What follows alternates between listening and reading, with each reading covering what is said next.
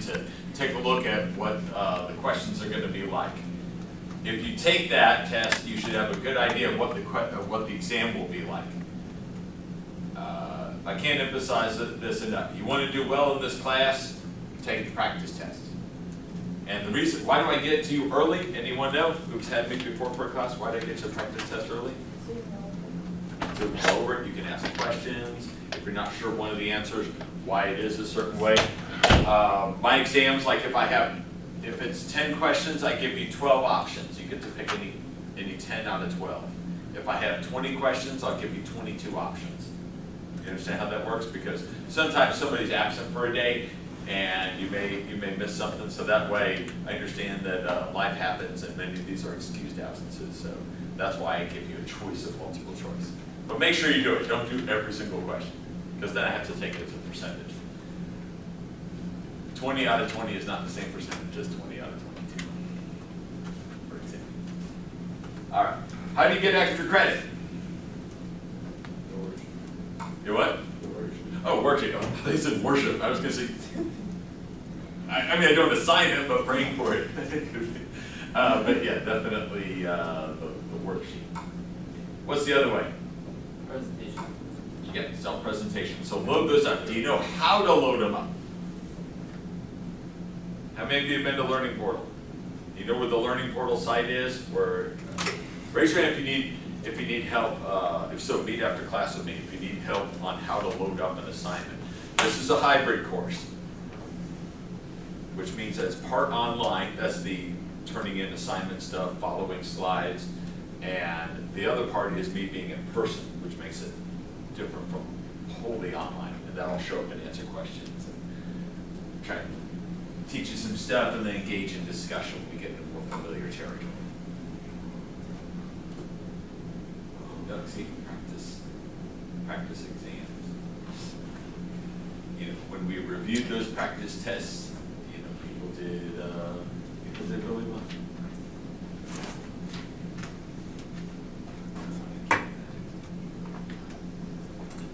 All right, how far did we get last time?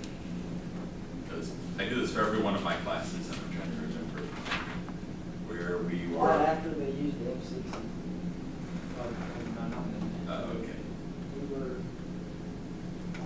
Now that one was after the truck crashed into the barriers. Okay. All right. Quick review time. What is science? Knowledge. Good. Okay. Good. That may be one of the questions. Yeah. The questions will be very basic. So, okay, science.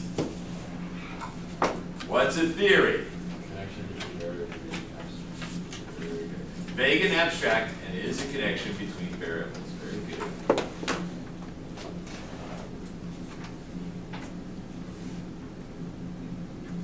All right, and we have all of our cases assigned. Is Cindy's not in? Otherwise, we got everybody.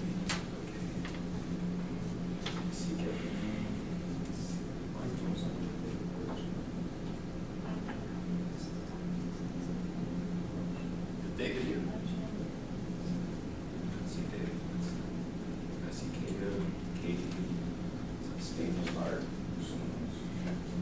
Lexi's not. I see James though. Alice. Amy. Janet. Brecken. We have appearance from Brecken.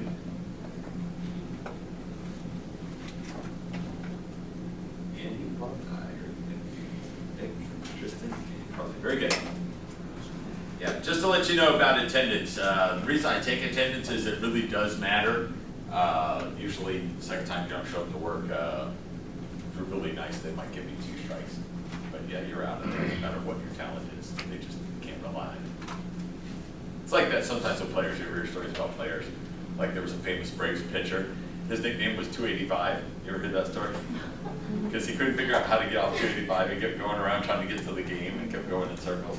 If you go to the Braves Hall of Fame Museum, they actually have that in his locker. They did a little map for him to show him how to get there. He was a great pitcher. Gotta admit, he was really good. But roads were a bit of a problem, or at least that was the excuse he gave. Some people believe he was maybe doing something else. All right. Let's see. Alice, how is a hypothesis different from a theory? It is more testable specific version. Good. More specific, testable version. Good. You're going to be ready for the exam going here. Okay. I'm sure we got as far as independent and dependent variables. Katie, remind me what an independent variable is.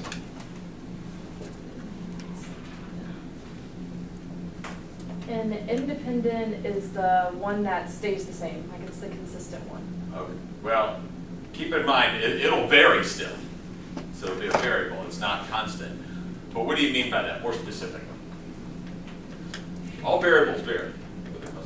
It's like the one that you look, like the dependent variable is the one that influences the independent. So you're trying, it's the other way. Go ahead. Now that you So it's the dependent is the one that you're looking at to stay the same? Yeah. They won't stay the same because they'll vary. They're variable. Go ahead, James.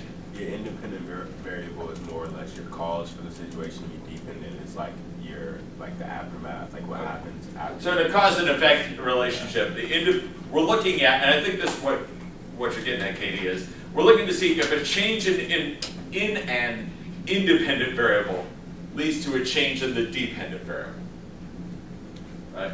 Whether it goes up or down or stays constant. I think that's what you're looking at. And sometimes it is hard. Sometimes you see I trip over myself. So. But remember, we're looking at whether x leads to y. X is the independent variable, y is the dependent variable.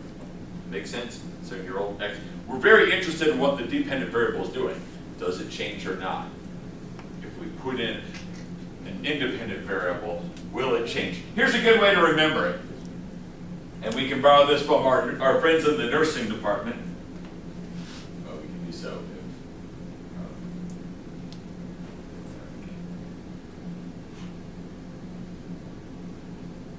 So if you think about it, we want to know whether the person's sick or not. My wife and my daughter are starting to come down with something. So they're going to have to go to a We Care clinic. Is it open on Friday? We Care clinic? Is it open on Friday? Where I is didn't. I don't think anybody goes. Oh, you don't know. Okay. Well, at any rate, let's say you want to get healthy, right? You've got a cold and you're just coughing. You want to get rid of that, right? Sometimes, again, they say, oh, this is serious. What do they put in your arm? An IV, right? And the IV will, if you put in the IV, the change, putting it in as opposed to saying, nah, you don't need an IV, just drink chicken soup. Will the IV help you get better? Does that make sense? Okay. It's crazy, but I use this on the nursing students when I taught them American experience at like 8 in the morning or something. The IV goes in, and then why are we having an IV? To see if we get better. Okay. A change in the independent variable, will it lead to a change in the dependent variable? Makes sense? Or will it have no effect and turn out you've got something else that is making you cough, like you work in a dusty area? Make sense? If it doesn't, definitely contact me. Get with me. So we can change. We're looking at, anybody remember what test we're doing? What's the theoretical model? What factors are we looking at? You remember? The regime type and the violence. Yeah, regime type and conflict of some sort. Okay, that'll be, right? So we want to see whether or not, if we made a country more democratic,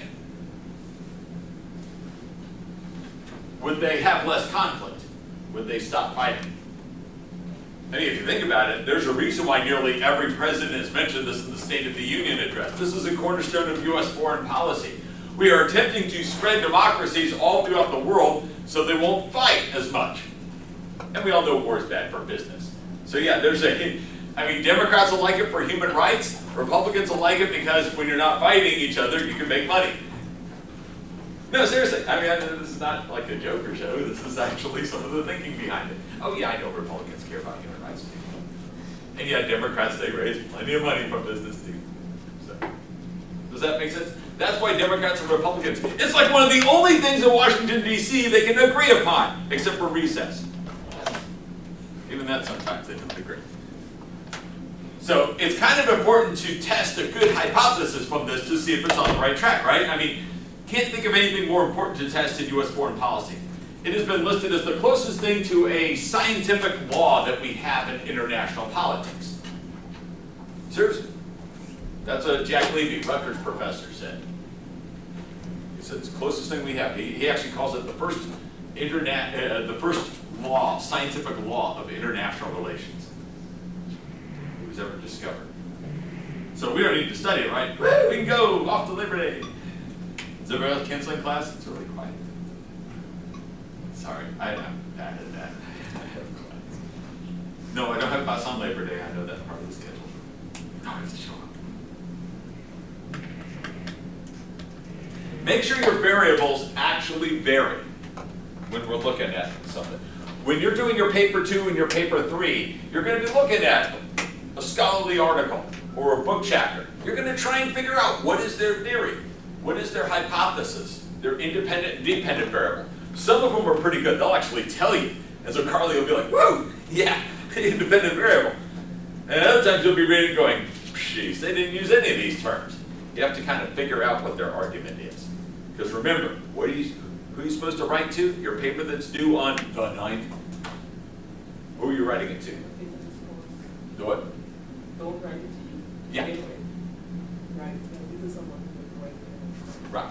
Write to someone who doesn't know anything about the subject, right? But a smart person, so they can follow you. Because I say this because I had a person go, oh, I'm supposed to dumb it down. No, don't dumb it down. Just explain what's going on, right? Y'all ever have that friend who just starts off telling a story and you're like, whoa, whoa, whoa, give me some backstory, right? And Michael's looking at me going, that must be Dr. Tures. And in some cases, like Gabrielle came up with a case I never heard of. So you better explain it to me because I never heard that one. Oh, this is me. Oh, this is me. Yeah. Oh, you're me.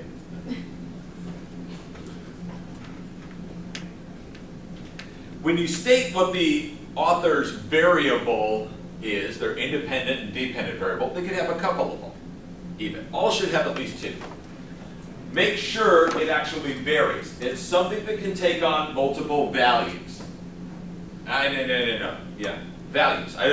I'm not saying values aren't Christian or so. Just in this case, values are all the attributes a variable can take on. I'm not trying to make you atheists or anything. That's just like sense. Sometimes they use it as a scientific term, or it can mean multiple things. And in analytical, I think it means all the attributes a variable can take. For example, religion can be a variable, right? What are all the values? Let's see. Honor thy mother and father. Thou shalt not kill. Okay, not those values. What are all the values that the variable religion can take on? What specific religion? Okay, what would be one? Give me one. Buddhism. What? Buddhism. Buddhism. Wow, I thought at Methodist college we'd leave with that, but Buddhism. Okay, good. Is there a Buddhist college? Okay, go ahead. Another one. Go ahead. What other one? Give me some more values. Huh? Catholicism. Which one? Catholicism. Oh, Catholicism. Oh, okay. Yeah, it's all any others? Baptist. That's one I was actually starting to say. You got Episcopalian. Yeah, one year we actually looked at the relationship between religion and democracy. All the students did. And we looked to see whether Protestant, or countries that are majority Protestant, majority Catholic, majority Orthodox, and majority Islam. Which ones are more conducive to democracy? Yeah, so the values were whether they were democratic or not. We looked at 3. It was like free, partly free, and not free. And then we looked at the religion, whether it was one of those 4 religions. Maybe the Protestants. The Protestants had the best record on democracy. Yeah, in fact, we found that they were democratic in almost every case. The exception was Swaziland in Africa. And I remember Stephen Spivey, who was a basketball player, he discovered that and he goes, well, I found a Protestant country that's not democratic. It was Swaziland because a dictator took over. But Protestant missionaries had made it to the country, and so many people were, but they had to live under this dictatorial regime. So forever then, Stephen Spivey was known as Swaziland Steve. Because there were other basketball players. This was never announced at like Mariotti Gym, but that's what they call it. Does that make sense? So when you have variables, try and think, what are all the attributes they can take on? If you just say democracy, democracy is not a variable. How democratic you are is. So you can say level of democracy, government type. You know, Bill Clinton is not a variable, even though as a president, he was all over the place. But you could say, you know, U.S. president or type of presidential administration, Republican or Democrat, Bush's policies versus Clinton's policies, Bush Sr. versus Bush Jr. Yeah, even they were different. Part of the same family. Okay, make sense? So when you're writing up your paper, that's what you're going to look at. Also, have a theoretical rationale. Why? Why might the two variables be connected? These are arguments that have been given by people who've studied the democratic piece. For one, democracies, they tend to settle internal disputes peacefully. By the way, email me, a couple of you have emailed me already saying you're interested in the Political Science Association. If you can make it to the Georgia Court of Appeals, let me know today, because I gotta see whether we have to carpool or whether we got enough people to get a van. Yeah, I get to drive a van, but only if enough people show up. So if you are interested, we're gonna leave Thursday of next week at about 11 o'clock. Gonna drive down to Columbus to see the Springer Opera House. I think that's where it's located, the public court version of this. We're gonna see it from 1 to 3. I promise we'll leave at 3 because the guy gave you back here at 4, because not only do I teach at 6, but my daughter plays softball and I wanna see her play. By then they should put her in as a reserve. So if you can make it, email me today so I can have a list. We already have 6 people signed up, which is pretty good. If you're like, hey, I wanna join, which a couple of you have said, I wanna join, just can't make it on Thursday, let me know. Okay, it's like doable listserv. But yeah, democratic countries, they tend to settle internal disputes peacefully, right? It's not like both sides are gonna show up to this court next Thursday and whack each other with a white glove. I got those at Christmas from my mother, dueling gloves. You wear some of this like something. Seems kind of strange, right? I mean, they're not gonna like go off at like 10 paces and start shooting each other like Andrew Jackson era. Although when Rand Paul was accused of plagiarism, he offered to fight a duel with the person who exposed his office for that.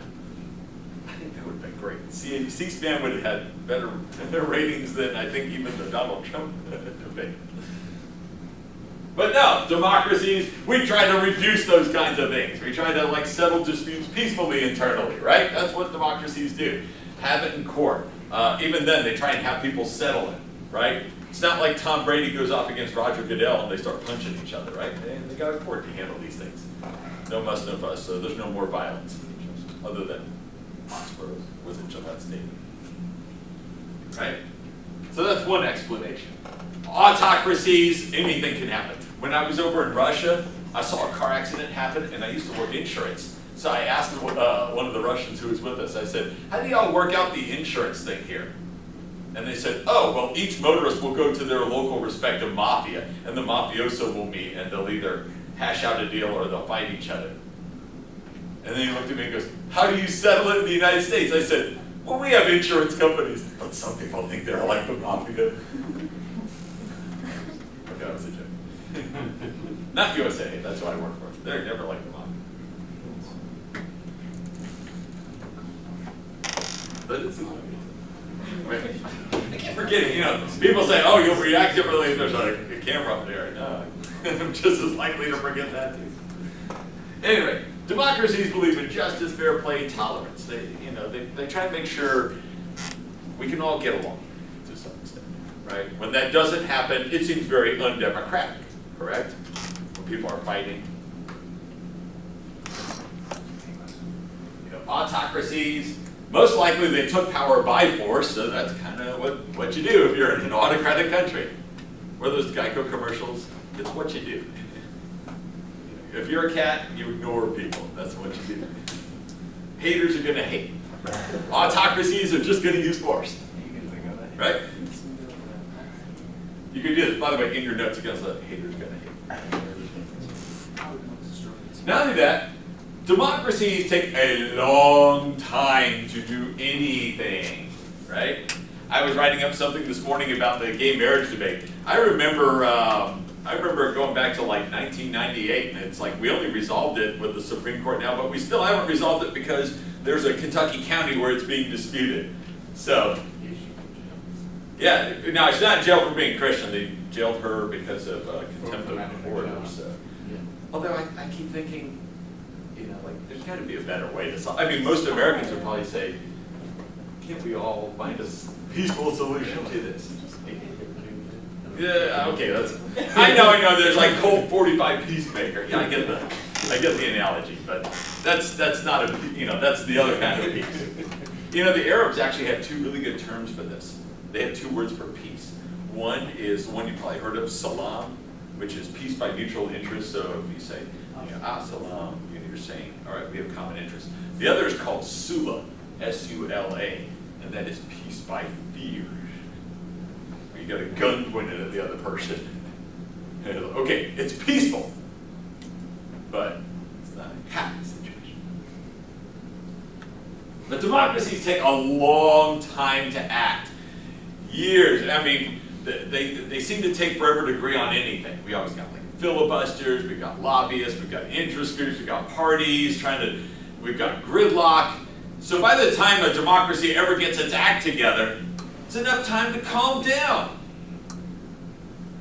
Democracies would be slow to get on Twitter. Let's face it. We would be the slowest tweeters. Vladimir Putin. America sucks. Right.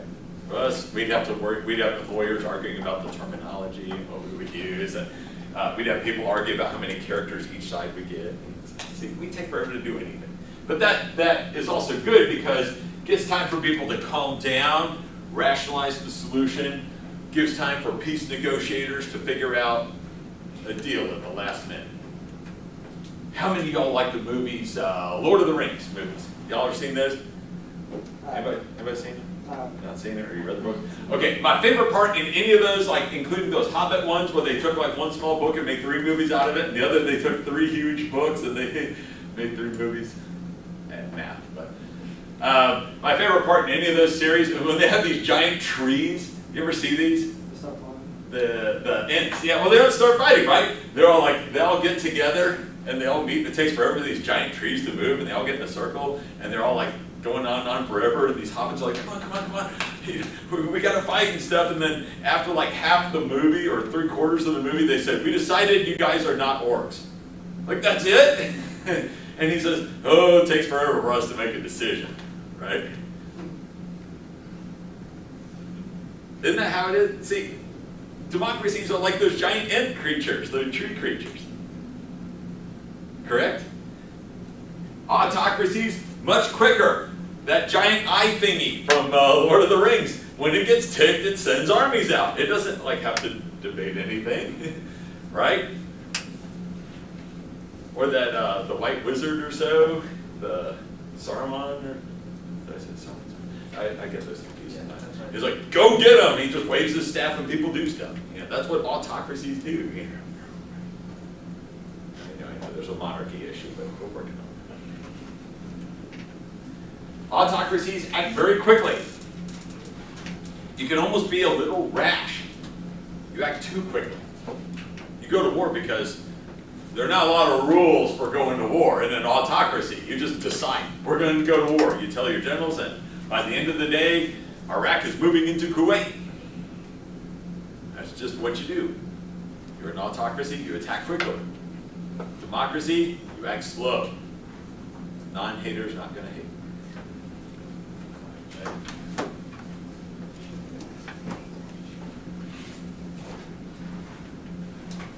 But see, there's a rationale. We're not just saying, oh yeah, democracy. I mean, people found out initially, they made the finding that democracies don't go to war, but they didn't know why. It took took more than 2 decades to try and figure out why is that the case. There was a guy named Russell Lang who was a political scientist. He said, well, we know it works in practice, let's see if it works in theory. I know that sounds backwards, but it's kind of funny to think of. We made the discovery, we just didn't know why it happened. Like the first person that sent a radio signal did it accidentally. He was trying to contact the dead. not Marconi, that was a different guy, but the first person who did it, he was actually trying to do a seance, and he sent a radio signal across the room. They didn't know why, he knew he did it, he just didn't know why it was happening, so it was hard for him to do it again. Yeah, true story. Some English guy. Because back in the Victorian era, seances were cool, and he thought, I'm gonna make an even cooler seance involving electricity, and he sent a radio signal. I bet you it freaked out people nevertheless. Okay. This is also important to know. Remember, science, all this process is trying to get you to do is to specify what it is we're studying. How did the variables interact with each other? What are we testing? If you want to boil it down to everything, you can look at Dr. Elaine Scott's car. Her car says simplify. Simplify. Hey, you only need one word. We're just trying to simplify things. World's pretty complex, right? International politics. We got to try and take all the craziness that's going on, try and simplify. What can we learn? Yeah, science isn't supposed to make it more complicated. It's supposed to simplify if you're doing it right. Dead serious. If those mad scientists look pretty complicated, they're mad scientists. That's why. So we want to know, when independent and dependent variables get together, what are they doing? What is the nature of the relationship? Because think about this. Things can move together or things can move in different directions, right? Does that make sense? So one of them, they move together, they co-vary or something. When they move together, they go up together or they go down together. We call that a positive relationship. That's right. This is one of the only, I would say, out of the 5 things that confuse students about these lectures, the biggest one is knowing that when something goes up, both go up. When one goes down, the other goes down. That's still positive. Because we tend to think of positive as being nice and good. No, positive means they co-vary, they move together. Right? Positive doesn't mean happy or anything in this case. Right? Like, what's an atom with a positive charge? And more protons than electrons. Oh, wow. Okay, yeah. Well, I got the scientific definition. Yeah, it's got more protons than electrons, right? Isn't hydrogen like that? It's got more protons than electrons. Isn't that right? And I'm in political science for a reason, Dr. Tures. That was kind of complicated. But you get the idea, right? It doesn't mean it's happy or good or anything. It's hydrogen. Using that stuff blew up the Hindenburg. I can say everything is positive. But you get it, right? It just means, it's a scientific term. It means it has more protons than electrons, right? Positive relationship means they go up together, they go down together. This is why I call it the SeaWorld explanation. It'll help you remember this, so you can draw it on up or type it up, describe it. Anybody ever been to SeaWorld? Go ahead, raise your hand if you've been to SeaWorld. Oh, no wonder SeaWorld's not doing so well. I thought it was that video. Is that video scaring off people? Yeah. Oh, okay. Well, I used to go to not just SeaWorld. They had one of these at a place up in Michigan. It's called Buffalo Island. But they had I love going to see the dolphins. You ever see the dolphins doing something? Or you go on YouTube, you can check out dolphins. You ever see it? How they're like moving together, and they'll do a trick where like they'll all jump together. And they'll go up together, they go down together, right? And it's like almost like they're perfectly in sync. You ever see that? I think about dolphins. They're always smiling. They look like the happiest creatures around. They got a built-in smile, right? They look so freaking positive. You ever notice that about dolphins? I mean, like a shark could be eating its tail off and they're still smiling. They can't help it. Right? So you think about positive relationship, dolphins jumping up, dolphins jumping down. It's nutty, but it works as an analogy. Hopefully. Right? Does that make sense? So now you understand positive? Smiling dolphins jumping together. Sharknado, they're going. Okay, now if we work in Sharknado, that'll just continue. Okay. A negative relationship means they're moving in different ways. Kind of like if you have a bad relationship, you think it's like a negative relationship. You're moving in different ways. Person in the relationship's going one way, person in the relationship's going in a different direction. Irreconcilable differences. Does that make sense? So you understand negative, you're like, oh yeah, negative. They're going in different directions, they're just not getting along. Does that that song, Bad Romance. And all different paths, going separate ways, right? Negative relationship. So just remember the variables are going off in different directions. Y'all got it? So you can write like, you can show like wedding rings and a big X through it or something like that, or hands going apart, whatever you do. Do little analogies like that, they'll help you remember. All right, give me an example of a positive relationship other than the one on the board. It could be from politics, it could be from sports, it could be from music, it could be from anything. You could do this on your worksheet too. Good songs equal good record sales. Oh, we do have a music one. Go ahead. What? Good songs equal good record sales. Oh, okay, yeah. The quality of the song, you know, whether, let's say, well, you know, that's good. That's good. You start with a theory. Most people start with a hypothesis. But, you know, quality of the song, as defined by, do the critics like it? Does Rolling Stone go, yeah? Will sales go up? You could test this, right? Therefore, if Rolling Stone goes, this Justin Bieber album sucks, sales will, in theory, sales will go down. Hey, it may not be a very good theory. There are a couple of critically acclaimed bands that, you know, critics love them, but the audience doesn't, right? If we found support for that, like Justin Bieber sales, then we would find a negative relationship, right? Sometimes, you ever notice this sometimes? If the critics like something, I think this applies better to movies. Oh, the critics love this movie. And you're like, it's over? Why did she bring me to this? Right? Does that make sense? Like the critics like it, so maybe it doesn't connect with the audience because critics look for some things like cinematography, and the rest of us are like looking for the exits. Does that make sense? So that could be a negative relationship. And we can test this. You could, on your own, seriously. You could do a dissertation on like looking at Rotten Tomatoes and look at whether, how critics and the audiences react. Whether they tend to go together or whether they differ. Wouldn't that be kind of cool? You know, bad movie, critics hate it, will the audiences hate it too? Like, you know, Fantastic Four reboot? Or if the audiences like, or if the critics like it like some of them, how will the audiences respond? Yeah, generally give good marks to it. What kind of relationship would that be if it's, say it's like, instead of doing like an increasing like the more they, would it be negative like the more they put it down, I guess, the more they Oh yeah, critique so it, in other words, if critics, the more they slam it, that would be going. what would be the reaction?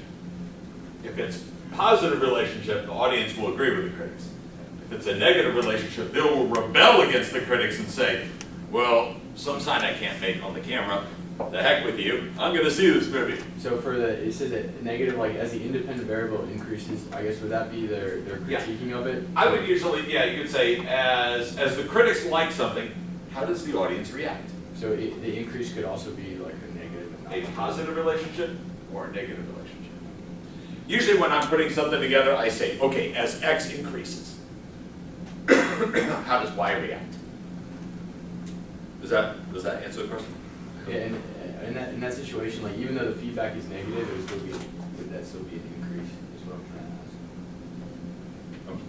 Like, and in that relationship is even though the critique that they're saying is completely negative, would that still be an increase? Yeah, you'd say, all right, we look at when critics hate something, is it positive, which means the audiences agree, or negative? The audiences reject the critics and they go out and see it. Like American Ultra. So if they both hated the movie, would that be a positive relationship? Yes, if critics disliked it, audiences disliked it. How many of y'all, do y'all go check to see Rotten Tomatoes? Say, what do the critics? My folks do. They won't see a movie without checking Rotten Tomatoes first. They use IMDb.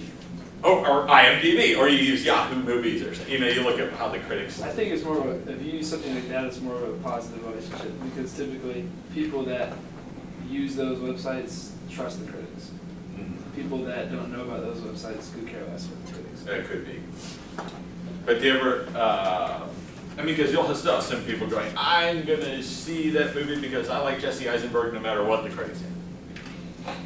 Or that gal from the Twilight movies.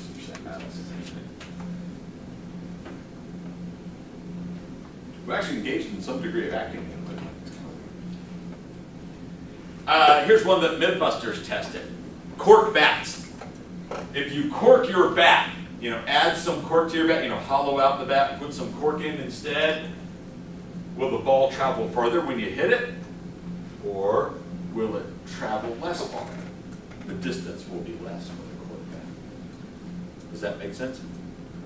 This is funny, believe it or not. This is a true story, and you can look it up on Yahoo. Whenever I teach research methods, if you were taking me for research methods this fall, we would look at whether an inflated ball goes further. I'm not joking, they did this like years ago. Mythbusters tested it to see whether inflated balls go further than deflated balls. Woo! I mean, even before we knew about the controversy. Isn't that interesting? So you can actually, now they looked at it with regards to field goals, kicking. Because, yeah, it wasn't just passers who were trying to deflate the ball. Hey, you didn't do it. It was. Oh yeah, somebody else did. Ball the deflator did it. That's right. I like how they said, no, he didn't deflate the balls, he was trying to lose weight. I mean, you don't go up to compliment someone and say, wow, you have deflated nicely. I mean, nobody does that. Right? It's another deflating comment. So as you inflate the ball more, what will happen to it? Can you throw it further, or will it not go as far? Does that make sense? Oftentimes, you try and do something, you add something to it, and then you try to see if it is a positive or a negative relationship. Make sense? Yep, seriously. Got it, good. That one can trip up people sometimes, but just remember the smiling dolphins and the bad relationships. Who does that song, Bad Romance? Lady Gaga, right? Okay. What is a research design? Research designs are basically telling you the game plan for the hypothesis test. Here's how we're going to measure everything. Here's which cases we're going to use. Yes, this one will also be on the exam. In other words, which variables are we using? How are we measuring them? You got to think about, like, okay, in our case, democracy and conflict, whether you're democratic or not, whether you go to war or not, we got to look at, all right, what years are we going to look at? Are we going to go like to the dawn of time or something more manageable? Sometimes it's based on data availability. You got to define which cases of conflict are we looking at. You'll find out later this semester that the University of Michigan, how'd they do? They lost. Yeah.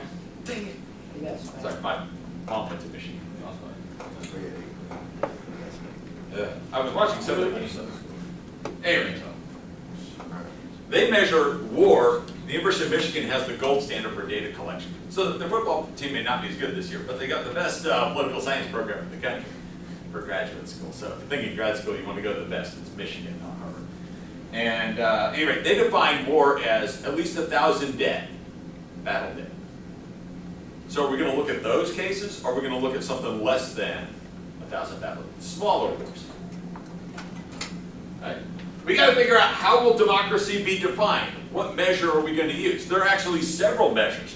One that looks at their constitution to see how much power one person holds. There's one that's based on human rights. That's what we looked at in our religion and conflict study, which was named best undergraduate paper in the state of Georgia, by the way. But we looked at one that involved like human rights. There's a group that measured how democratic a country is by how many rights they respect in people. You know, like our 10 amendments, or 10 amendments to the Constitution, those kinds of rights. You can look at it based on election data to see how free and fair the election was. Right? I mean, there's like 10 or so different definitions. One that looks at free market and capitalism. It looks at economic rights, not just political rights. We used that when we went to Las Vegas for the competition to look at human trafficking, because we figured human trafficking it's more about economics than politics, so we used an economic measure as well that looked at economic rights. And yeah, for everyone who thinks I'm a socialist in town, you know, yeah, we're using economic rights and how free market somebody is. Okay. Not to please everybody in LaGrange, but because it's a good idea to measure it. How are we going to do the test? There are a lot of different statistical tests you can run. You can simply count the number of cases. In baseball, when they looked at cork bats, they wanted to look at how far the distance was from where the ball travels. New York Times said, okay, how many home runs were hit? You know, with it, but that may not be everything, because you could have a crappy pitcher, right? Versus non-crappy. Actually, the New York Times, they did a study. This was, you heard about this, where Colorado, they decided to make the baseballs more humid so they wouldn't travel as far. So New York Times said, okay, well, we looked at number of home runs before and after. That's one way to do it. Another would be to say, okay, create a robot throwing arm and a robot batter, so you take all the physical characteristics out of it. How far did the ball travel? What did they find? Wouldn't you like to know? Do you want spoiler alert? Yeah. Let's see, the dry balls went much further, and the humid balls did not go as far. Those that were partially humid went about the middle. What about the cork bat? You like a spoiler alert? Because I do also my American experience class. So. Okay. Believe it or not, actually, cork bats were less effective. The ball did not travel as far. Probably feel better. Yeah. There's gotta be a reason we can handle these ones. Well, Bucky, one of the most famous home runs was this little scrawny shortstop named Bucky Dent. Yeah, I know. He claimed he later used a cork bat. But see, y'all ever see the NASCAR movie Days of Thunder with Tom Cruise? You ever see that? And like Tom Cruise has never won a race before, and the only way he can win is if he passes on the outside, but he doesn't think he can because he's afraid he's going to go into the wall. Like you know, it's going to be too tight to turn. And so his crew chief, played by Robert Duvall, said, "Oh, we put some special tires on, so you won't go into the wall." So he goes around and wins. There were no special tires. Robert Duvall just said that so he'd pass on the outside. No special tires. That'd be illegal in NASCAR, right? If you sneeze on a tire, it's illegal in NASCAR. I mean, you know, geez, have you seen all the rules they have? Why'd he tell him that? Boost his confidence. Did y'all see that Kung Fu Panda thing?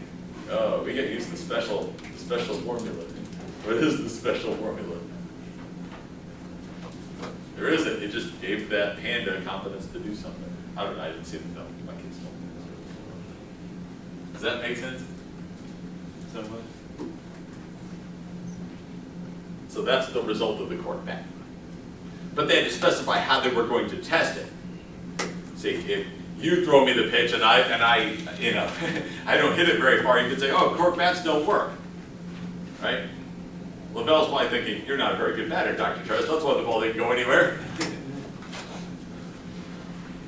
That's why I hit the car window for President McAlexander's vehicle. That's what golfers always do. They buy the new golf equipment because golf equipment is so popular, and then they'll shake it and be like, oh yeah, this driver's on. Yeah, this driver's on.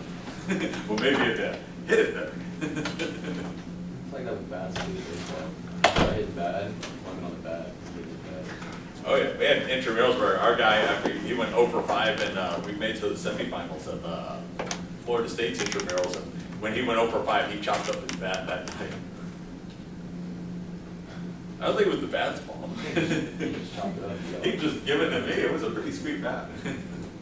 Yeah, you notice the golfers, they'll throw their stuff into the lake, but they won't throw themselves.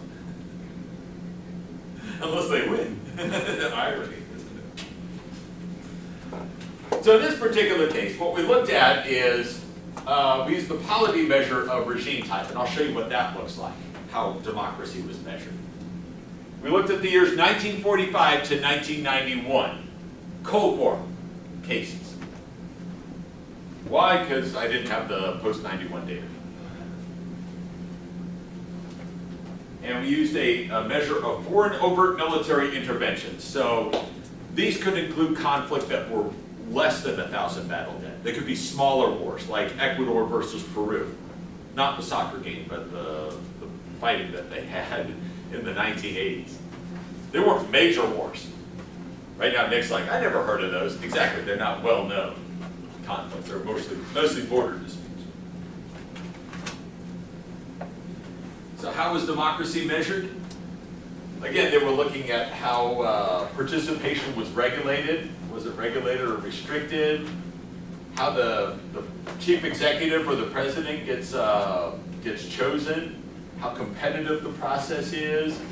Whether the chief executive can do anything or whether there's some constraints on their office. You know, checks and balances, separation of powers. Does the executive have all the power, the chief executive, or is it kind of divided among others? Do we have federalism, or do we have, where locals get some power compared to the national government, or is it all centralized? So that's how it's measured. It's one of the more popular measures. Well, not popular, like everyone knows about it, but among political scientists, a lot of people use it. It's a pretty good measure because it doesn't just focus on election detail. It focuses heavily on the Constitution and the rules that a country has, and whether they get broken or not. What do we find? Woo! The data has arrived, and it usually takes some sorting out. And we also, I've got something over here that's in the way of the results. Okay, does anybody know how to get rid of this? Oops. Hang on, I can fix this. Okay, you still can't see this.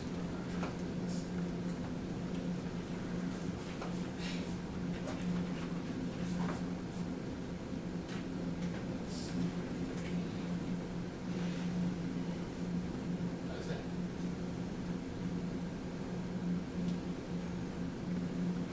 Okay. This is kind of complicated, don't worry. Any question I ask, you won't have to know minute percentages or anything. All you need to know is the general picture. Like I might say, what did we study? Type of government versus conflict or not. And you get to find out something that war is actually somewhat rare. Out of 65,160 interactions between countries, only 331 led to war or military intervention. I mean, 331 sounds like a lot, right? Doesn't it? I mean, it sounds like it. But when you look at that, we had 65,160 potential interventions and only 331 took place. That's kind of rare, right? It all depends. And that's any interaction at all? Or is that just like? That's just like they have a chance to interact. What it usually means is the countries border each other, or you've got like a major power that can move around, like Britain, US, Soviet Union, where they can go across multiple borders.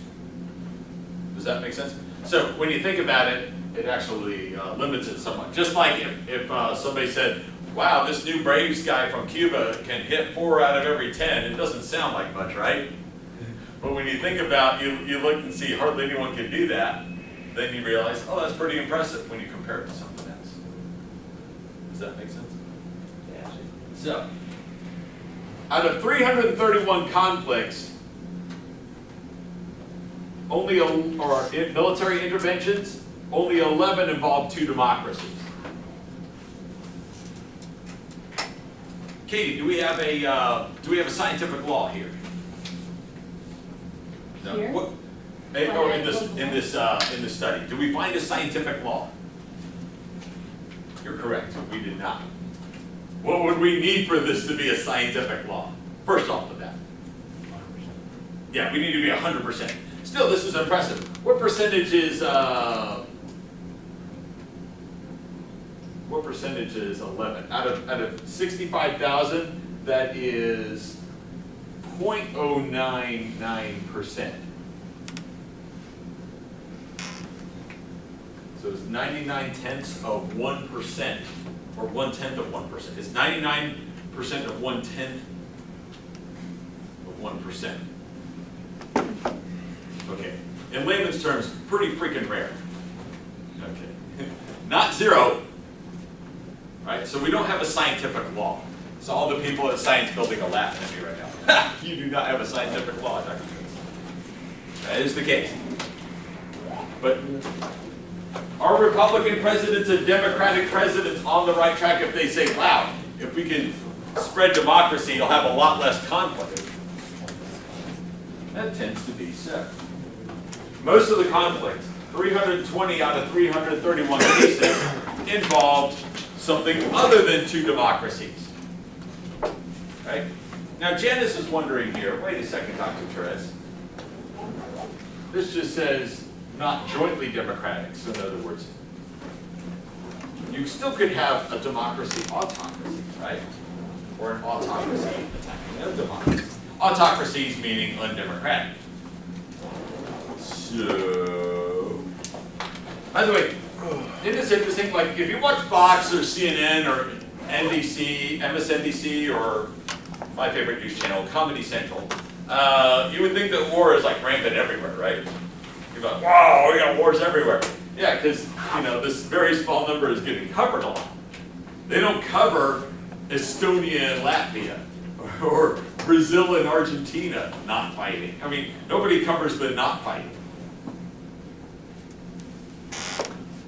You know, I remember one time, we were doing this is up in DC, and we were called into like, something happened in Indonesia. Why? Violence doubled in Indonesia. So we had to figure it out. You want to know why violence doubled in Indonesia? New York Times sent a second reporter. I'm dead serious. I'm not making this up. So they reported on twice as much violence. Now, you know, going to the station chiefs at the CIA and some other groups, they were like, no, violence isn't that much more. In fact, it's pretty flat. It's been pretty consistent. It just got reported more by the New York Times. Because they had a second person running around looking for information. It's not like war increased. So people are like, what are we doing about Indonesia? And the local CIA people are like, nothing. All right, last thing to show you before we take a break. I did two things. One, D meaning democracy, not the big D, Dallas. And A meaning autocracy and not something a Canadian says, like Amanda Mori. If we broke it down by democracy versus democracy, democracy versus autocracy, this is when a democracy attacks a non-democracy. This is when an autocracy attacks a democracy. This is when an autocracy attacks an autocracy. What do you notice? Alice, what's the first thing that jumps out at you? I can't say Yeah, it. autocracy. It's too early. Authoritarian. Yes, it's higher between when it's like A versus A. Oh yeah, that's by far the most, right? Right. And is it on the upswing or And then downswing? it's with it's too early. What is that? Just say Okay. authoritarian. The authoritarian. It's on the retroverse. Like it's basically almost nothing on the other end. Because I broke it down by about a midpoint. This is the year we left Vietnam, so that's oftentimes people say that's a turning point in the Cold War. But you see, what else do you notice? David, what's your take? What else do you notice besides autocracy versus autocracy being the largest category of intervention? Can we conclude that democracy, if we democratized everybody, we'd have peace? No. No. Not every case. What can we conclude? Go ahead. It's easier because you see the democracies versus the democracies, so lowest amount of. Agree with that? Yeah. So we definitely have the lowest category. They're barely any democracy versus democracy, and their conflict numbers, the fights between them were actually going down as time went on. Okay. What else do we notice about this graph? What else is interesting? A lot of democracies attack autocracy. Yeah. It's like, how do we get democracy? Well, how do we get democracy? Operation Iraqi Freedom, Operation Enduring Freedom, Operation, you name a bunch of other countries. Yeah, democracies tend to like to overthrow evil dictatorships that oppress their people so we can spread democracy. That's how we get democracy. Right? They go around overthrowing others. Because you'll remember, last image, Do you remember how the Ents were talking forever? And they're like, they didn't even make a decision. No, we'll walk you on home. We'll decide maybe a couple years what to do. And holy, some word I can't say. They're burning the forest. What did all the trees do? Yeah, they start going to war pretty quick, right? The Ents are going to war. And those trees, started moving. They started hustling, right? They go on over, they stomp on over, and they started beating up. That's my favorite scene in the whole thing. They're like knocking things around. You ever see that?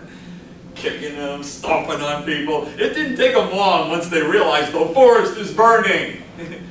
Trees are being burned down, right? That's how some democracies are. Think about the United States. I don't think we're going to go to war. Pearl Harbor, okay, it's on, right? 9/11,